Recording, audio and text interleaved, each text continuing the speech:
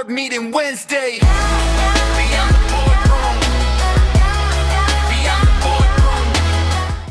All right, here we go. Another episode of Board Meeting Wednesday. This one's got a little twist on it, guys. We just did an interview with Ray Little and dove heavily into the roofing industry and technology platforms that you can use there. What we like to do is just have a quick little follow-up call where we talk about goal setting. As you guys know, that if you follow me, I'm always talking about goals, how to set goals, how to accomplish them into micro actions. It follows my construct, the power of 27. And so I always just love to hear what other people are doing in their lives to really kind of set the goals. How are they monitoring them? And ultimately, how are they taking the action in order to go get those done? So, Ray, great show a second ago. I appreciate you coming on. And I think I made a comment on that last show that there's no way that a person can grow a company to the level that you did and experience the exit you did without having goals. You don't just slip and fall into that kind of success. So, would that be correct? Would you consider yourself a very goal-driven person? I have to have goals 24 hours a day, 7 days a week. No matter what season of life I'm in, I'm very driven by goals. Yes. All right, so tell me like a little bit about your journey in setting goals, because I know when I started, you used to write it down in the journal. You mentioned whiteboards, right? You got then there's the apps that you can do it in, and it's like, so how do you do it today when you're looking at your goal list? Where are you documenting it? Right now, I'm on Andy Frisella's new app, The Standard. It's called The Standard by Andy Frisella. Yeah, it's $50 a month, dude. I don't have Really? much I don't have much accountability in my life right now because I kind of exited, and the stuff I run now or I'm a part of now, I'm kind of like on the higher end of it. I don't. And I have one business partner, but he doesn't really hold me that accountable. He's on the West Coast. So I have to have small stuff to hold us accountable at whatever level we are. I obviously have a wife, but she holds me accountable on certain little jobs and duties around the house, but she's not involved in my career. She knows I'm in the roofing space. She's Russian Pentecostal, so she doesn't have social media or anything like that. So she knows we have nice cars and I was in roofing. So she does, other than that, there's not too much accountability, at the house other than picking up my dirty clothes and taking them to the laundry room, right? So Tell you me, gotta have small handles. tell me a little bit about that. I didn't know he had an app. I follow him too. His content's solid. Obviously, he's built an extremely successful business, so it would make sense that he would build a goal-driven app. How does the app function? Like, do you So put goals in and then yeah. break them down, or like Bro, what's the flow? yeah, it's amazing. So you'll put 5 things in. I think one's personal development. One's personal development, 2 are business, one's for your health, one's for your family. So you'll have 5 different handles a day. And if you don't complete them or click them or put them in, you get a strike, right? You start off in the iron, go to bronze, go to gold, go to silver, silver, then diamond, and something else. And you're competing against all kind of levels of people. Ah, It just checks all my boxes, right? So I love it. Plus, he has limited podcasts and stuff in there, and he'll go live in there sometimes. So, my motto in life is I only take advice from people I would trade places with, or switch with. So he's one of the people that I would. So I do follow his content pretty heavy. And this app is per $50 a month. It's like a pizza. That's what he said. It's a pizza a month, dude. Get it? So I did. He sold me. I'm gonna have to check that out because I just built my own app because AI allows you to just do whatever you want nowadays. And so I was Yeah. using Apple Reminders because it was just a flow system for me with my lists. But I was able to take that to a whole nother level, build out the flows the way I like to do it. I have 9 pillars instead of 5. And then Cool. you add them into the pillars, and then you do 12-week sprints. And then you just have all your micro actions that you're knocking off. I love the idea of this community feature where you can kind of compete against other people. Cause like I've got the streaks in mind where if I'm doing my daily habits and checking them off, right. And I'm running a 32-day streak right now. Well, I'm gonna do everything in my power to get to 33, right? And it's just like the little things where our psychology has to be tricked, right? To do something that's good for us, right? It's just like using the tech to help you execute and get that done. So, well, let me ask you, because I just moved over to my app. I was using reminders, but so standard sounds like it's pretty new for you. How are you doing it in the past? Did you ever bust out the whiteboards or like what was the rudimentary way of setting goals? The whiteboard in front of the team, the notes on my phone when I was by myself. So that was it for me. Also our CRM has, leaderboards in it. So we measure ourselves against each other in the leaderboards. Our culture was thick.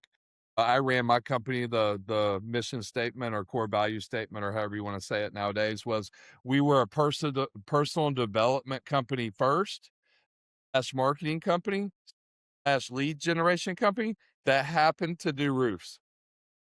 So that was That speaks volume. So my construct's the Power of 27, where I teach people to have 27 goals and then break them down. And you just hit the nail on the head, because if you're an entrepreneur and you're trying to grow a business, you are not going to do it alone. You have to have a team of people. And sometimes work can feel like work. But if you're goal driven and your goals are documented and you know what you're trying to accomplish, you typically know you're going to need money to accomplish those goals. And now all of a sudden, work doesn't feel like work, because you're doing it to fuel, right, the goals that you're trying to accomplish. And then you can look at work differently, right? How can I learn while I'm here? How can I take things to the next level? How can I perform better so I can actually attain my goals? Where if you have people that aren't goal driven, well, when it's time to clock out, they clock out. When it's time to watch the video to learn something new, they don't watch it, because it's just not as important to them, because they're not goal driven. So we teach that completely in our team. Everybody's got their goal list. We talk about it all the time, because I'm in the people development business first. And if I can do a good job there, right, my company will be successful, because we're going to go help other people accomplish their goals, right? And that's what you're doing today, right? You have a training platform.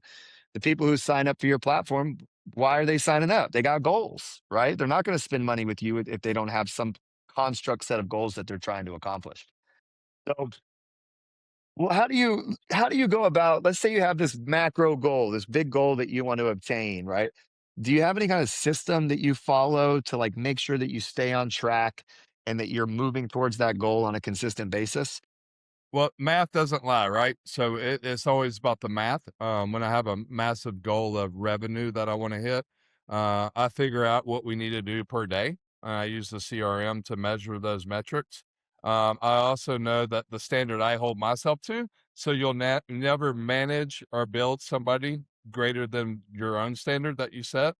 So I lead by example, right? And I always tell my guys, who cares? Really, who cares about roofing, right? We all got roofs on our house. Roofing. What's roofing? Well, it pays a lot of money to sales reps. They make anywhere from about $100,000 a year to about $1 million a year. There's no base salary. It's all commission driven.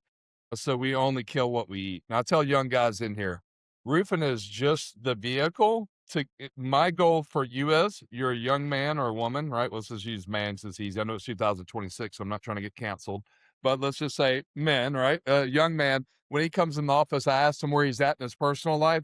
He's a young man renting an apartment with a girlfriend. I say, so here's my goal for you the next 18 months. I want to take you, he has a car, right? Let's just say he pulls up in a little Honda Accord, which is nothing wrong with it, but you need a truck to root.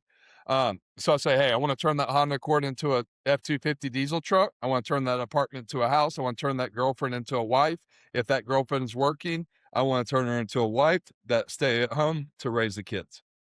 So how are we going to get, we're going to use roofing as a vehicle to hit all these goals. Does that sound good to you? And also you were making 30 grand a year working at the gym or at selling cell phones or whatever. And we're going to turn that into 150, 250 grand in the next 18 months. Does that sound good to you? And they'll say, I mean, they're like this. And they're like, absolutely. I said, you're going to ride in my truck for the next 90 days and we're going to hit some of these first goals, right? To get you that truck. So, I've never had nobody in my team get their truck repossessed or get a foreclosure or anything. Even with my guys, if I heard one was cheating on his girlfriend or wife, I'd say, hey, it stops now, or I'm gonna choose not to use your services. You're a 1099 subcontractor. I'm gonna build the rest of your roofs and you're gonna go on, because you're gonna tank the culture. So I always say that, and I lead that example on the roof and off the roof 7 days a week. So that's how I set our metrics up of what the expectations are as a sales rep, as a 1099 outside sales rep here, and being a part of this team. And that's the metrics that I said, are we hitting these goals? What does your bank account look like? So, and I work with them, dude. And roofing was just the vehicle to personally develop these people. And Yeah, that's what, Yeah, I just tell people, bro, you don't find $1 million producers, you create them. There's not a $1 million producer tree. You know, we gotta build them, right? We gotta build them. So that's basically how I ran my business, you know, and that's the goals. They were personal goals, you know, inside their family and in their personal life. And when they hit those metrics in their personal life, and roofing was just the vehicle for it. It had nothing to do with roofing. Well, the only way to build $1 million sales rep is they got to have $1 million goals, right? Because they're not That's going to right. go do the work without it. And so I love it. I call it the fuel, right? Work is just the Yeah. fuel, right? And maybe you like work or maybe you don't like work, but if you can turn it into the fuel, right, you'll learn to appreciate it, be grateful for it, and get out there and crush it. Um, I guess maybe one last question. What about like a goal driven morning routine, right? You talked about the buckets, right? One of Andy's buckets is health. He's obviously huge in the health industry. Do you have like a morning routine or an evening routine that's non-negotiable for you where you're working Non out or 100%, bro. Yeah. So 2 cups. It's 4:30 in the morning. I wake up. I check my social media. Go ahead and make one reel, one post, one static post, one reel, 2 cups of coffee. Then I would head out the door. I still till this day. I usually work 8 to 10 to 12 hours in roofing. I work 12 hours.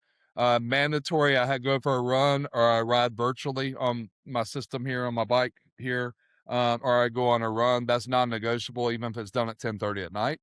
Then I spend, I, I'm gonna get slammed. I'm gonna get slammed for this, but 1 hour of intentional time with my wife. You know, when I was working, and that's when I'm working 12-hour days. Now she gets, you know, my whole day. And she takes breaks.